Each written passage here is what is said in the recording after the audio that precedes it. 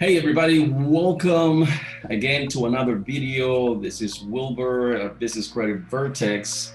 And as promised, I got you a little treat today. If you are tuning in, you are going to be very pleased with the content that we have today. I actually posted something in our Facebook group about the interview that we have today. We have the CEO of eCredable today, Steve Ely. Has worked the business credit building service for over 17 years. eCredable is actually a credit building service that serves consumers and small business owners based in Atlanta. So Steve has been working in this industry for 17 years, from which he worked 7 years as the president of Equifax. So he worked for 7 years there as the president of Equifax, and today he is the CEO of eCredable. You guys are familiar with the platform. I've mentioned it a few times. I've given you guys kind of like a small walkthrough of the platform and how we are being benefit for it. Steve, thank you so much for making time to speak with us today. We appreciate it. This is immensely an honor for us to have you on the channel. Well, thank you, Wilbur, and I appreciate the kind words and I appreciate the opportunity. I think the work that you're doing is fantastic. I love the work you're doing to help so many small business owners get a better understanding of the importance of building business credit and what that means for their businesses, not only today, but into the future as well. Absolutely. And Steve, I wish I can have you here for a year to ask you all the questions that we have. As you may or may not know, we as small business owners, we are getting educated about business credit. We're trying to suck in as much information as we can. And one of the challenges that we are facing right now is that, some vendors that, they're not really, they stopped reporting to the business credit bureaus. And, one of the reasons why we're placing these orders and requesting these net terms accounts is for us to build our business credit.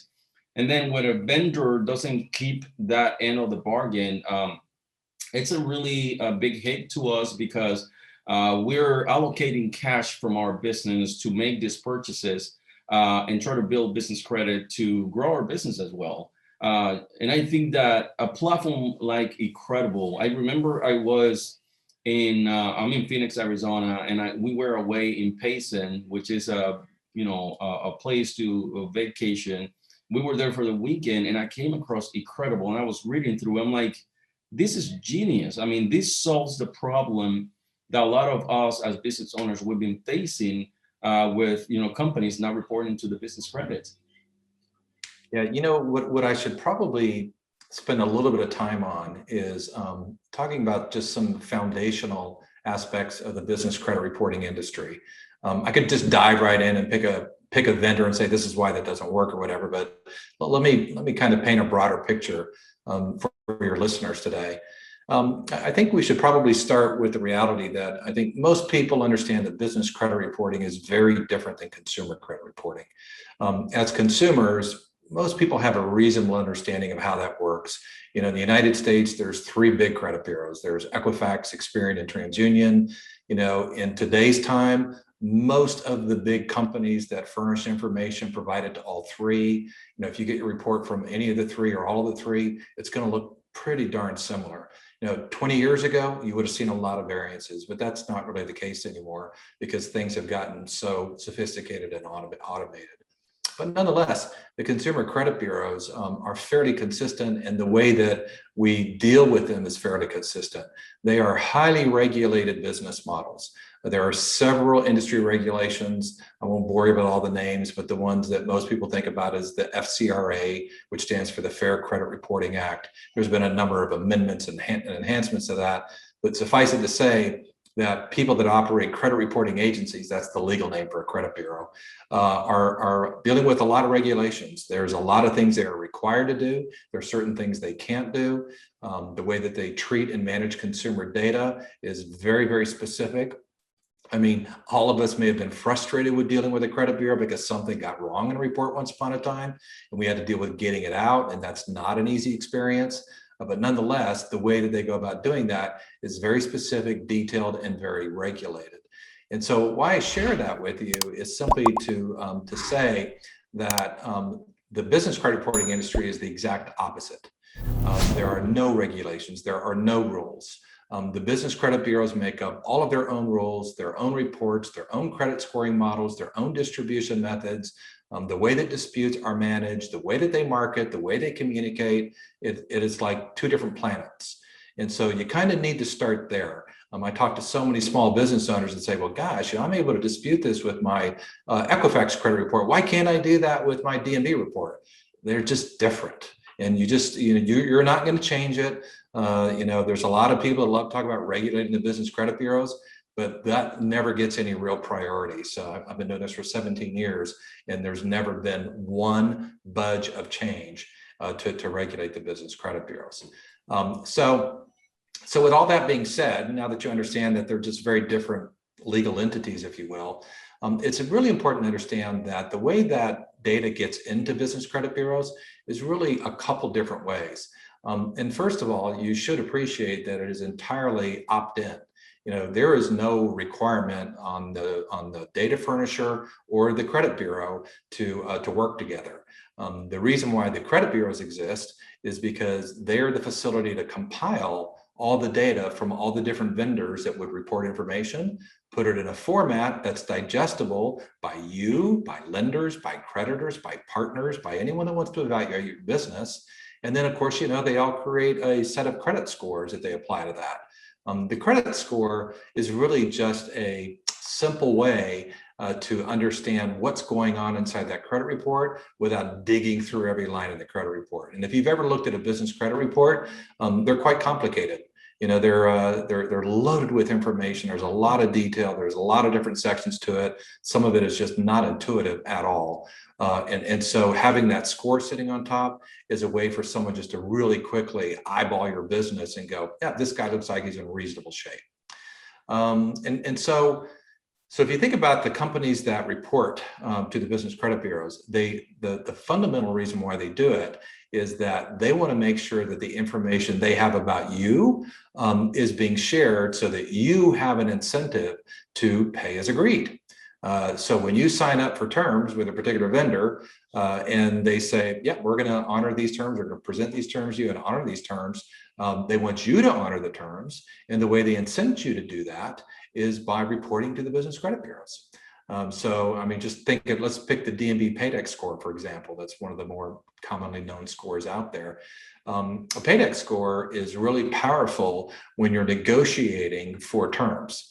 So if you're a good sized business, this is not for the startup that started last week. That's not important. This is for the guy or gal that's been around for 2, 3, 4, 5 years. They've got a lot of suppliers, a lot of vendors. They have a reasonable business where now they have some volume and they want to go shop around and say, you know what, I might want to switch vendors here because I think I can get better terms. And instead of doing a 30-day net program, I could get a 45 or maybe even a 60-day payment scale. Well, the people negotiating that on the other end, they're going to pull your D&B paydex score and look at that because that's going to tell them how you paid your terms with other vendors you did business with. And one of the unique things about a D&B paydex score that's different than a consumer credit score is that the paydex score gives you credit for paying early and takes credit away for paying late. So a lot of people think, oh, I've got a 30-day net thing here. I'm just going to pay in 30 days all the time. Well, you can do that and you're going to get an average paydex score. But if you pay 25 days instead of 30 days, you're going to have a better paydex score. That is so interesting, Steve, and sorry to interrupt because this is one of the things that I advise my audience. And in this, please correct me if I'm wrong, because what I've been telling them, do not pay too early because it's going to be counted as a cash purchase, but don't pay too late because it's going to be reported late. So try to pay, I tell them always, at least 5, if not like 7, 8 days earlier. Yep, that's because really it's going to report exactly like that. And I've seen it on D&B. It says paid earlier. I mean, it reports that you have paid a certain time frame earlier. Yep, that's really good. That's really good advice, Wilbur, because that's exactly the way that score works. Experian and Equifax have similar variations like on that, but the paydex score is really clear. It's been built that way for a very long time, and that's the way that works. And so the other thing to think about here is that, reporting a business that you're doing business with, reporting the business credit bureaus. So there's kind of two things at work here. Most companies want to report because it gives you the incentive to pay your pay or bill on time, but it's also expensive for them to report. They have to have technology, they have to have software, they have to have people to manage the process. If something's wrong in your business credit report, you want to dispute it, they need to deal with the disputes. So don't assume that a business does this for the fun of it. They don't. It does cost them time and money. They have to pay attention. And then on the other end of that, when they report information to the Business Credit Bureau, the Business Credit Bureaus are scoring all that data that comes into their system. And so if you're a vendor and let's say you report 1,000 accounts a month, and they show up at a Business Credit Bureau, and the Business Credit Bureau goes, you know what, 200 of these have bad data in them. There's a mismatch on the address, or this is not a principal of this company, or whatever the case might be. They start looking at that supplier of data. They go, you know what, we need to have a quality check on you, and if you don't clean up your act, we're not going to accept your file anymore. Because you have to put yourself in the bureau shoes. This is something I always tell everybody when it comes to credit. When it comes to credit, everybody kind of goes, well, I don't care about them, I just care about me. Well, you got to think about the lender, and you got to think about the bureaus, and think about what motivates them and why do they do what they do. And so if you're a business credit bureau, what do you care about? You care about quality data, because you're reselling that data.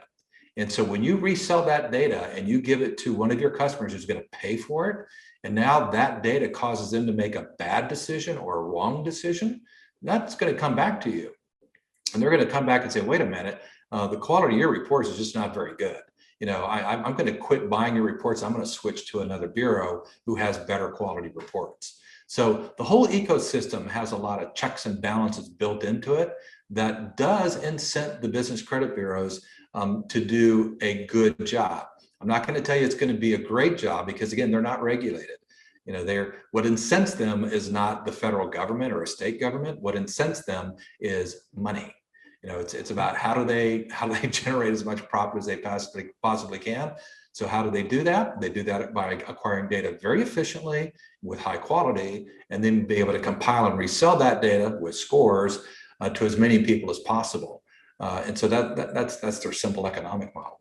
This is making so much sense now, Steve. And the reason for that is, look, it's not a secret that when us business owners hear of a new company that it offers net term accounts, we want to speak with them, we want to apply. Conversely, though, that drives up sales for the business, and all businesses, they want to do that. They want to have that reporting. But now I understand the fact that, some businesses, they start reporting to the business credit bureaus, and there's a reason why they fall off. Like you said, they have to be responsible with the data they're submitting, because if the credit bureau says, hey, look, this data that you're providing is no good, so we're not going to serve the financial institutions who are trying to extend credit to these companies with this kind of data. So if they don't remain in compliance with the type of data they're submitting to the credit bureaus are going to drop them. Is that true? That's very true. And, there's an old saying in the information processing industry, garbage in, garbage out. And that's true of any database that anybody built in your own businesses. When you're collecting customer data, if the customer gives you the wrong name and address and phone number, now you can't contact them, you can't bill them correctly. That's not good for your business. You don't want bad data sitting in your CRM systems. And it's the same thing for the bureaus. They do as much as they can do to try to get the best data they can. Now, having said that, businesses are complicated. And collecting business data is complicated. When you think about a consumer, in a consumer credit file, it's pretty straightforward. It's a one-to-one relationship. You have a social security number and you have a credit file. You have multiple credit files at multiple bureaus, but they don't have multiple files on you. There's one file per social security number. In the business reporting world, there are EINs and there are DUNS numbers, and there are Equifax IDs and there are Experian IDs. There's multiple IDs, multiple ways to track your business. And unfortunately, those things are not as always perfectly aligned as you would like them to be. Think about the way that so many larger companies are structured, where they have a parent company with holding companies with multiple locations. You know, the way that the DUNS number is built, it's designed to accommodate multiple locations. It was built that way for a long time ago. But other people took a slightly different approach, and they don't build it by location, they build it by business entity. Depending on your EIN, for example. And so that further complicates matters. I suspect for most of the people that are listening today, though, their businesses aren't that complicated. Maybe you might have a dozen locations, that's fine, but you don't have 10,000 locations like GE. You can imagine what their DMB reports look like. I would hate to look at those. A complete nightmare for the business credit bureaus and DMB. So if I could ask you though, and this is a big thing. This is one of the biggest thing amongst business owners, small and medium and large. What are the information that you will say you should have this information aligned, and this information should be syndicated throughout the web, everywhere it has to match. This is the information that is crucial for business credit bureaus to have in order. I know it is the vendor's responsibility, but what's the information that you will say, as a business owner, this is what you should have in order? Yeah, so probably a couple critical things to think about. First of all, the name of the business and the principles associated with the business, that needs to be kept current at all times. And I know sometimes those things change, but if you're the owner, you're the CEO or the secretary, the treasurer, or whoever you are, whatever your title is, you need to make sure you maintain accurate Secretary of State records. Because if something changes, if an owner changes, if an owner leaves the company or whatever, and they're still on record with your company, when one of the bureaus looks at your SOS, your Secretary of State record, that could be wrong, and that could cause a fraud flag to get flipped on your credit report. Now that creates problems for you when you go apply for credit. So I know a lot of people think, oh no, I'm just going to set that, forget it. If it changes, go back to your Secretary of State website and update that information. You might have an agent doing that for you. That's perfectly fine, but make sure you keep that current. That's a critical piece of what the bureau is called firmographic information. If you look at your business credit report, it's really made up of two sets of data: the firmographic data, and then the vendor data, the account trade reference data, as most of them call it trade references. And so the firmographic data, which is the owners, the corporate name, whether it's an S corp or an LLC, whatever it might be. All that information needs to be kept very accurate and very current at the Secretary of State website. That's kind of the golden directory, if you will. You know, if that's not right, there's a lot of other things that can go wrong. So that's one of the priorities for business credit bureaus to look at a company is going to be the Secretary of State. Absolutely. When let's explain, give you an example why that's important. So I'm going to use two different examples because the bureaus are slightly different on this. If we pick on Dun & Bradstreet for a minute, in order for you to get a file created at Dun & Bradstreet, you first have to establish a DUNS number.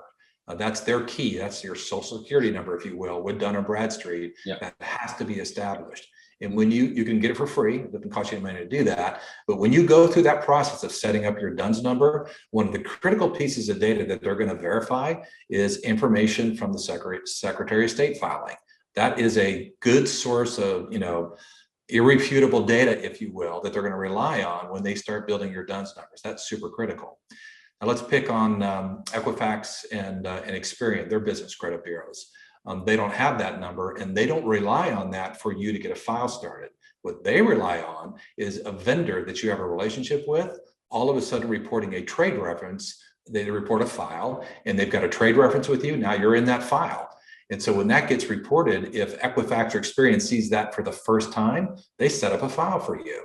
Well, how do you think they set up that file? They immediately ping the Secretary of State stuff. So they're going to match the Secretary of State information with the name and address and other information that the vendor included in the file they reported. And if it doesn't match, that's a red flag. Someone's going to have to intervene. Someone's going to have to go in and check that out. You're sitting there thinking, oh, I have this great account with this vendor and it's being reported to these guys, and why isn't it showing up? Well, it could be something as simple as your Secretary of State stuff's out of date, and it's taken the Bureau's time to figure that out. So it's little things like that, it's your job. It's not their job. It is your job to stay on top of this and make sure that this is accurate, because if it's inaccurate, it's just going to cause you downstream problems. And that answers so many questions that we've been dealing with in our community. It's like, oh, I have an account with such and such, and you can see that the mixture of experiences. And I'm like, not even myself, for instance, just to mention a company A, and then John, Albert and Alberto, they all three have an account with the same company A, but then John, it's getting all his straight lines reported, but then Alberto, it's not getting anything reported.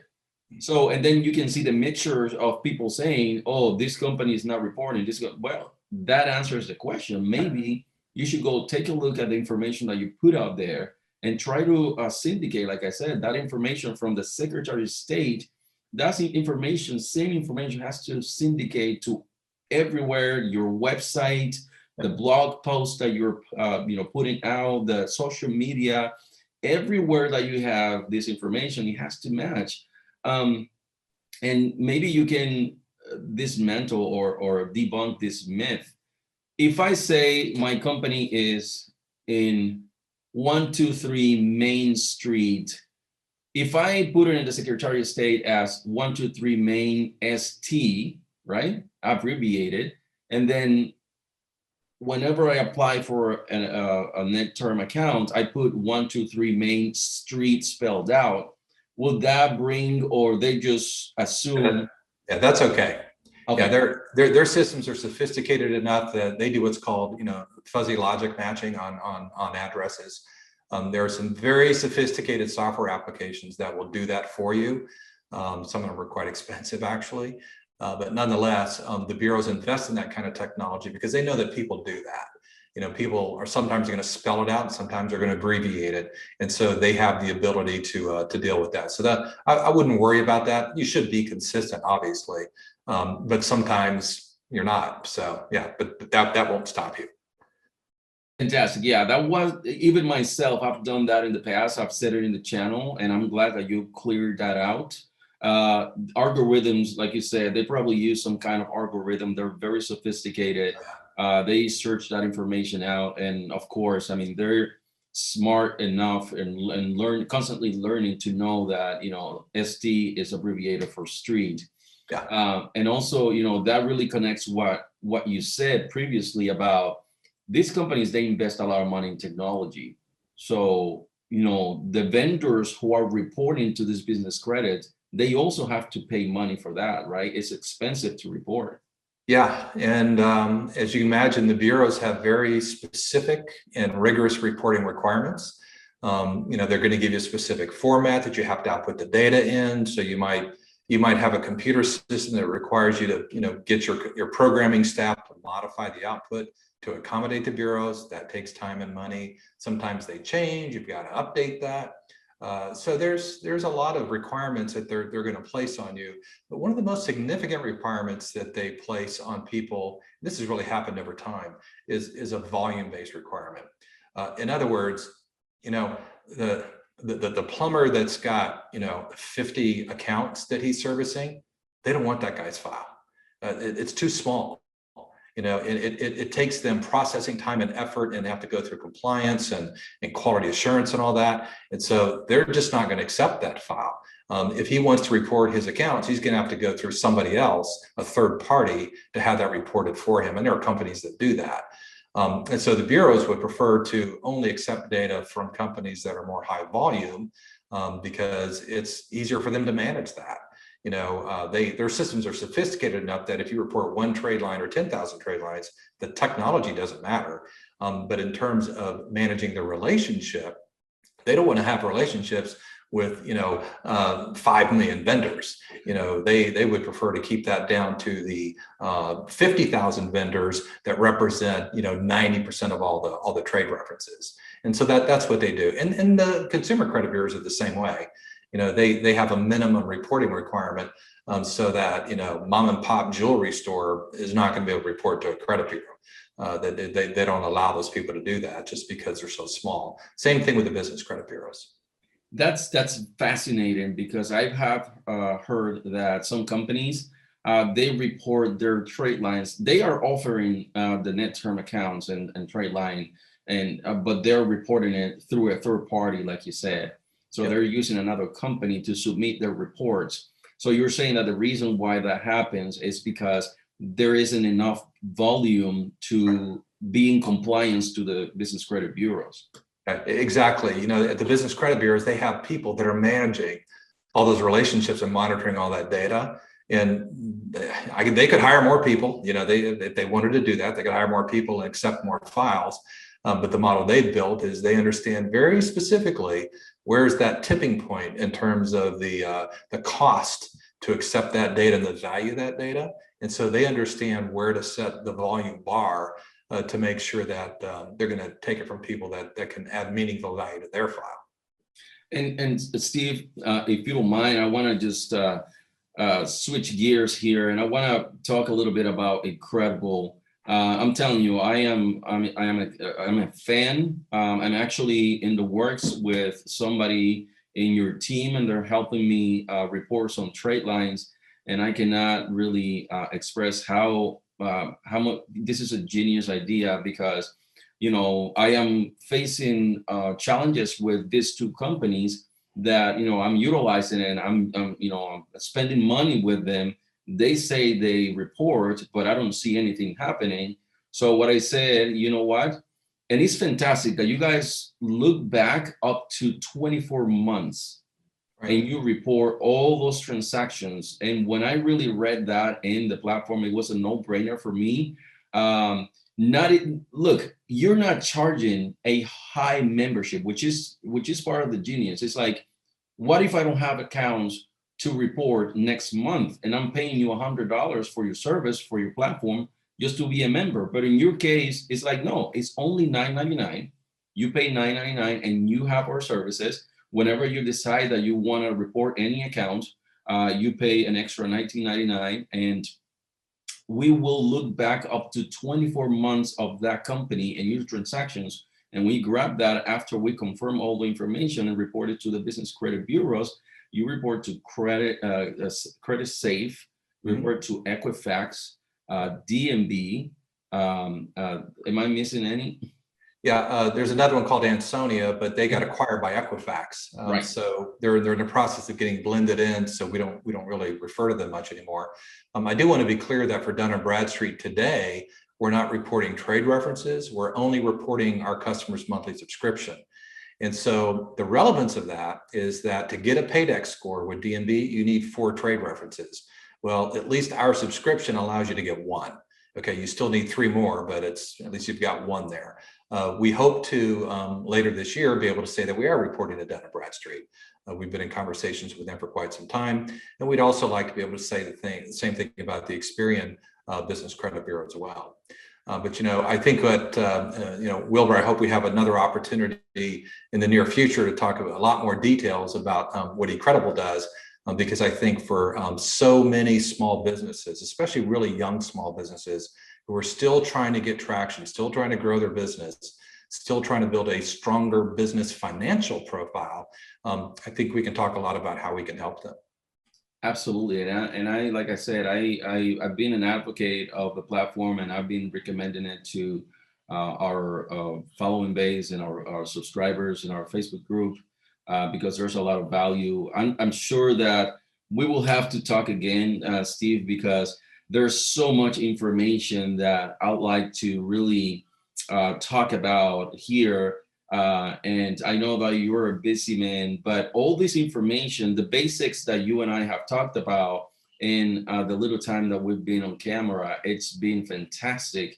And I'm sure that our community, it's going to really benefit from all the value that you have provided today.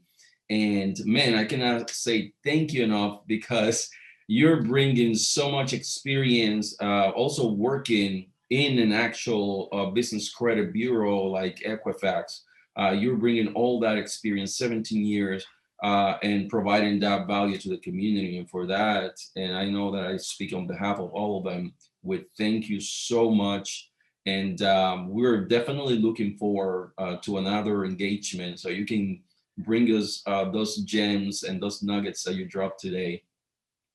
Great. Well, thanks, Wilbur. I appreciate the opportunity, and I'm looking forward to the next time as well. Fantastic. Thank you so much, everybody. That's Steve Ely. Am I pronouncing your last name correct? Ely, that's okay. Oh, Ely. So there you have it, ladies and gentlemen. Steve Ely has visited us today, and we're extremely grateful. Thank you so much, Steve. You have a wonderful day, and I'll see you soon in the next interview. Great. Thanks, Wilbur. You're welcome.